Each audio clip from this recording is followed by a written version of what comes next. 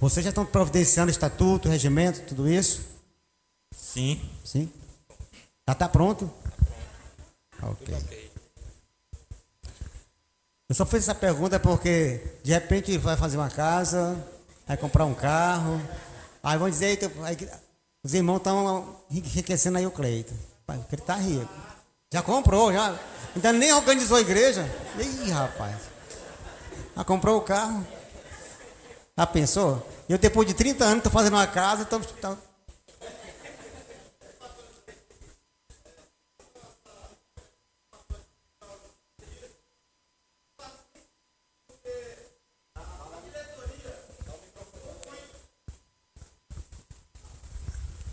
Se a gente for observar na diretoria da igreja, tem 2 membros na diretoria que é primeiro e segundo tesoureiro. Então, essa questão que você perguntou sobre o pastor administrar o recurso, não faria sentido ter 2 membros se o pastor vai fazer essa função. E nos batistas não existe essa possibilidade. Então, os tesoureiros é que administram o dinheiro da igreja. seria bom se isso fosse verdade, irmão. Tem muito pastor que não deixa de tesoureiro trabalhar. Aí não sei, né? Aí eu vou ficar calado. Foi isso que eu perguntei. Deve ser uma exceção de alguma igreja por aí, não sei. Viu? Tem pastor que não deixa o tesoureiro trabalhar de jeito nenhum. Isso. É só para vocês saberem que vai chegar um dia, não vai ser o Cleiton, vai ser outro pastor que vai chegar, ele vai querer gerenciar o dízimo da igreja, sabe? Aí você, não, isso aqui é atribuição sua. Só lembrando, para encerrar, o pastor, lógico, é ciente de tudo, mas quem faz a função são os tesoureiros, beleza? Tá certo. Graças a Deus. Então vamos parar aqui, mudar um pouco o assunto, mas continuamos a igreja. Quem são os oficiais da igreja?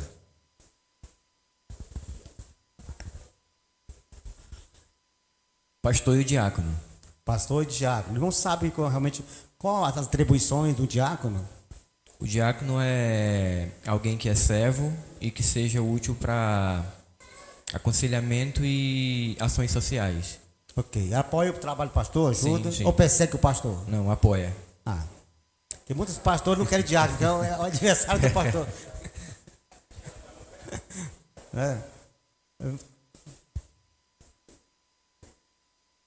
Aí você falou a função do diácono, a função do pastor, que você entende que... Responsável espiritual por toda a igreja, bem como sua administração. Tá certo. Ele faz parte da administração, é aquele que está mais coordenando, orientando, mas ele não pode gerir o trabalho da tesouraria. Qual é o regime de governo da igreja? Democrático. De igreja batista, né? Sim. Democrático e autônomo, porém está ligado à associação e à convenção. Interessante sua colocação. Às vezes a gente fala que é democrático, isso, mas não tem. Então, tem muitas igrejas que não tem nenhuma ligação, nem com a convenção e nem com a associação. Certo? Que não participam dos eventos da convenção nem da associação. São totalmente como se fossem independentes. Só manda o plano cooperativo e acha que está tudo bem. Então fica uma igreja alienada, afastada de todas as atividades da associação e da convenção. A igreja tem que estar envolvida com isso. Mesmo que ela tenha um regime de governo democrático, a Igreja Batista trabalha assim. Tá certo? E voltando sobre o plano cooperativo, é muito importante que vocês saibam que o plano cooperativo, quando vocês mandam o plano cooperativo, ele é dividido. Ele é dividido. 10% vai para a Convenção Batista Brasileira. 35% vai para a Convenção Batista Meio Norte. E 55% é que fica na associação. Quando vocês mandam a oferta de missões de vocês, 17% vai para a nossa convenção, para ajudar na promoção das campanhas. E a outra parte fica na associação para manter os trabalhos da associação. O plano cooperativo em si não supre as despesas da associação, mas com a ajuda da oferta de missões, que temos missionários e ajudamos no nosso campo e desenvolver e abençoar o nosso campo com o que vem de missões e plano cooperativo.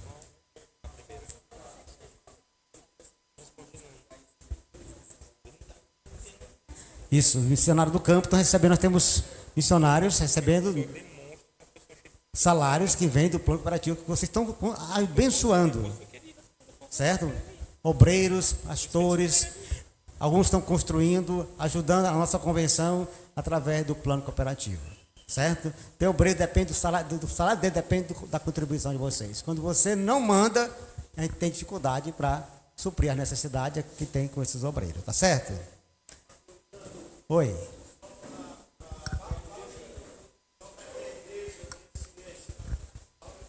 É outro secretário executivo, viu, gente? Mexeu aí, Desculpe, é só para que a igreja tenha ciência. O pastor Lisandro citou os percentuais aqui do estado e da região. Da região nossa. Mas saiba que desses 10% que vai para a Convenção Batista Brasileira, tem percentual que vai para missões mundiais, vai para a junta de missões nacionais, ou seja, aquilo que nós devolvemos a Deus, a nossa fidelidade, vai abençoar aqui no Piauí, no Maranhão, no Brasil e até mesmo lá na China, onde nós estamos sustentando obreiros ali para a glória do Senhor. Amém. Certo. Foi bom tocar nisso, que muitas vezes você dá seu dízimo, mas não sabe como vai ser gerido, administrado isso, tá certo? Faz missões o ano todo, quem entrega dízimo faz missões o ano todo. Hein? Amados, vamos continuar. Como alguém pode se tornar membro de uma igreja batista? Nós temos 4 formas para que uma pessoa se torne membro de uma igreja batista. A primeira delas, como já discutido aqui, é o batismo, né? O congregado, né? Converteu-se, já compreendeu, já é salvo, porque recebeu o Espírito Santo, né? E entende que deve cumprir com essa ordenança do batismo. Então, nós batistas, é um dos critérios, ser batizado. O segundo é por transferência de carta. A Irilane vai mudar de igreja, vai para a igreja batista na Passagem Franca, já é membro daqui da PIB. Então, para que ela se torne membro de lá, ocorre a transferência da carta. A terceira forma é por aclamação, quando não é possível o batismo e a transferência de cartas. E a outra forma, reconciliação. A pessoa converteu-se, batizou-se, mas por alguma obra aí acabou desviando-se. Então ele chega na igreja batista, reconcilia-se e decide ficar conosco. Então, como ele já é batizado, então ele não vai ser mais preciso se batizar novamente. Então ele torna-se membro da igreja batista aqui local. São essas 4 formas. Só uma pergunta dentro desse assunto. De repente vem alguém de outra denominação e começa a se congregar com vocês. Como seria, certo? Ele iria fazer parte da igreja? Qual tipo de...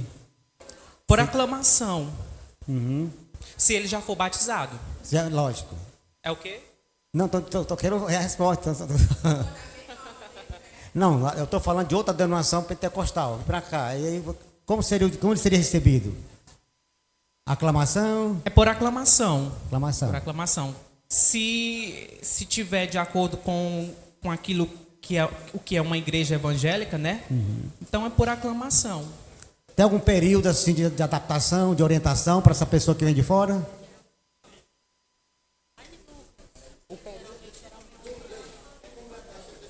Deixa ele...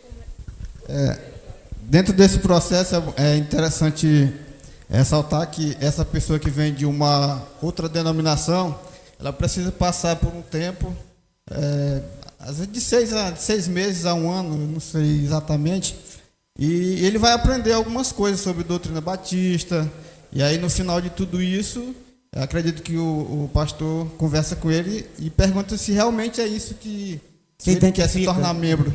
E aí nesse caso, o pastor deve entrar em contato com o pastor dele para saber tudo, porque para que não venha acontecer alguma coisa desagradável depois. E aí sim entra a questão da aclamação. Certo. Mais alguém quer acrescentar? Ok? Então vamos continuar.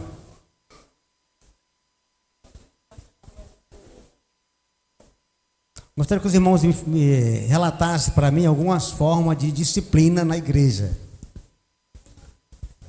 E explicassem.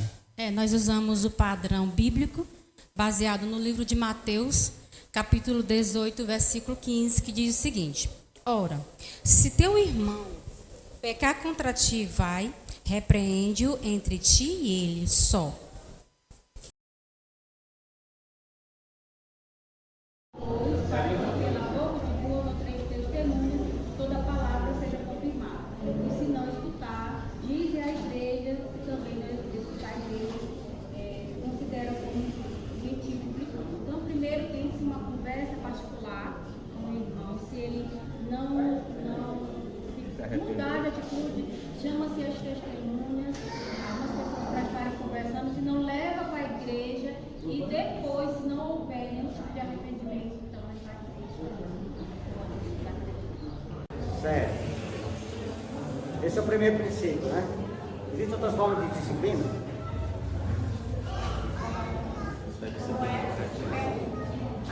Existem outras formas de disciplina, além dessa que você citou? Disciplina corretiva. Essa é a corretiva, a gente toca nas outras. Formativa, corretiva e sim. Dá para explicar? Sim, formativa a gente acontece principalmente ao domingo, na pregação da mensagem, das doutrinas. Pode levantar. A formativa é aquela que acontece durante a mensagem, ao domingo, durante a ministração da palavra. A corretiva é aquela que é chamada atenção em particular. E a segunda é quando a pessoa não se arrepende e é excluído do movimento. Amém. Continuando nesse assunto, quem é passível de disciplina? Qualquer membro que está cristão e não se arrepende, então ele vai ser passivo. A disciplina não é tanto pelo pecado, mas pela falta de demonstrar o arrependimento.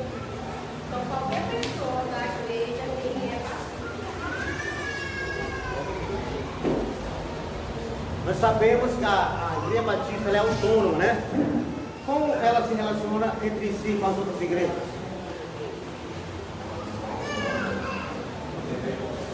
Então, elas se relacionam através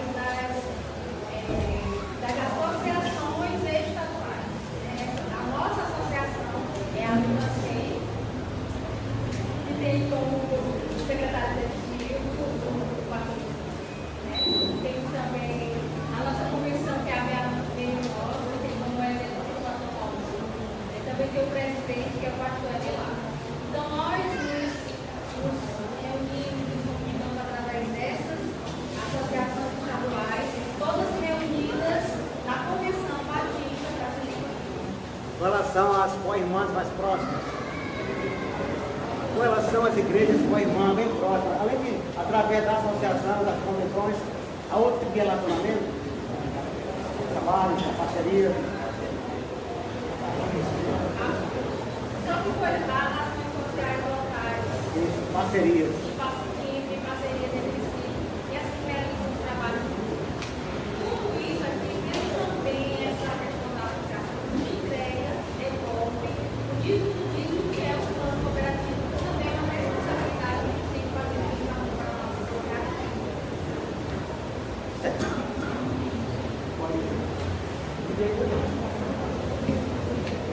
Vamos dar continuidade. Qual a diferença da Igreja Batista para as outras igrejas evangélicas? Qual a diferença? Qual a diferença da Igreja Batista para as outras igrejas evangélicas? Primeiro, é preciso a gente definir que é uma igreja evangélica. Aí são consideradas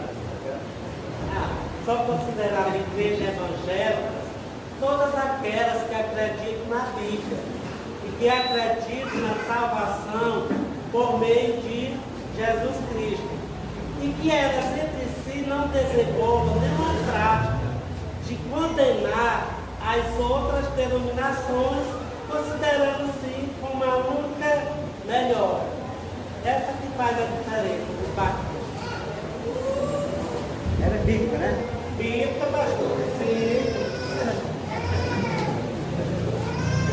Pastor, quero falar um negócio. Pode sentar. Ele tá ligando aqui só pra gente receber.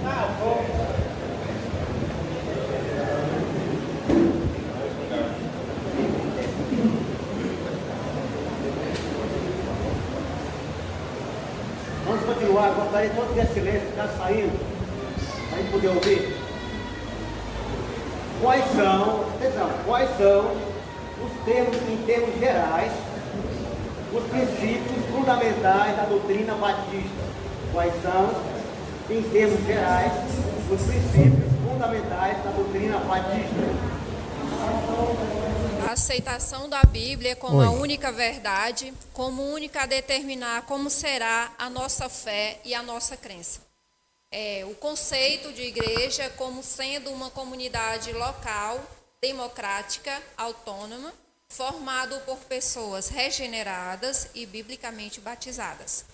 Também a separação entre a igreja e o Estado, a absoluta liberdade de consciência. Todo ser humano é livre para pensar e agir como quiser. Todos prestarão contas a Deus. E também a responsabilidade individual diante de Deus. A autenticidade e a apostolicidade das igrejas. A igreja de Jesus nunca deixou de existir. Mateus 16 e 18. Amém? Rapaz, tá. Já tem um bocado de gente para se examinar para o ministério pastoral aí. Amados, vamos continuar com esse assunto. Me explique aí o que é uma igreja batista. Pastor, a igreja batista é uma igreja local, formada por pessoas regeneradas e biblicamente batizadas, que elas se reúnem voluntariamente sobre a lei de Deus.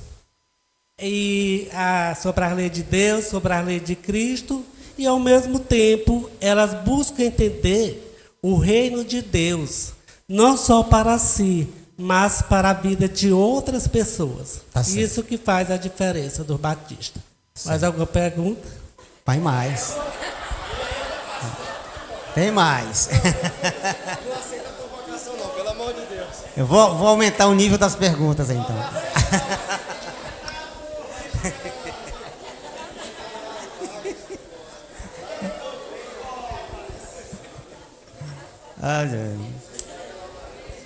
Vamos continuar, irmãos.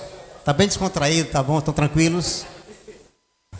Amado, quando ocorre o cancelamento de membros, quando o cancelamento de um membro pode ser feito? Exclusão, morte e transferência. Tá certo. Quer explicar mais um pouco ou só falar assim diretamente? Quando é que... Pode explicar. Complementando aqui, pastor, a questão da morte. O A própria palavra já diz, a morte. Então, já morreu. Isso, foi cancelado o CPF. E tem a questão da transferência, quando o membro vai para uma outra cidade, por exemplo, lá para a sua, e aí o pastor pede a transferência para lá. A igreja tem que ser da mesma fé e ordem, lembrando, né? E a questão da exclusão é quando acontece algo extremamente bizarro, que a pessoa não quer se alinhar, e aí é preciso a igreja excluir. Tá certo. Vocês sabem os tipos de disciplinas? Já foi? Quer mais? Eu queria aumentar o número de perguntas. Vamos mudar para a parte administrativa. O que é um estatuto? Vocês vão se organizar a igreja e precisa de um estatuto. O que é o estatuto? Qual a importância desse estatuto para vocês? Estatuto é um instrumento escrito que corporifica todos os princípios pelos quais a igreja se governa e regula os seus atos. O Cleiton dividiu direitinho as pessoas aí.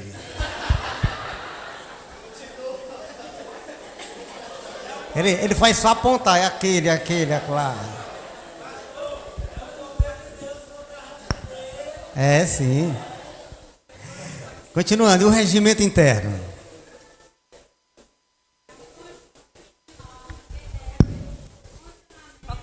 De uma instituição. De novo. Ai, Senhor. É um conjunto de normas que rege o funcionamento de uma instituição.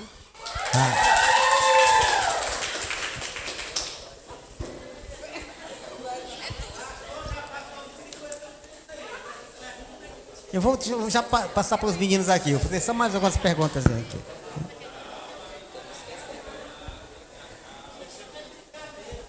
Vai já, vai terminar. Estou terminando aqui. Estou na última pergunta. Qual é a relação das nossas igrejas, ou da igreja, com o Estado? A relação da igreja com o Estado é legal, jurídica e social. Legal, ter status, declarar imposto. Jurídico, se não cumprir a NTEV. Social, ajudando ONGs, são entidades filantrópicas. Amém. Está tudo decorado. Mas agora eu vou passar a palavra para o presidente, que ele vai passar para os pastores presentes agora fazer algumas perguntas.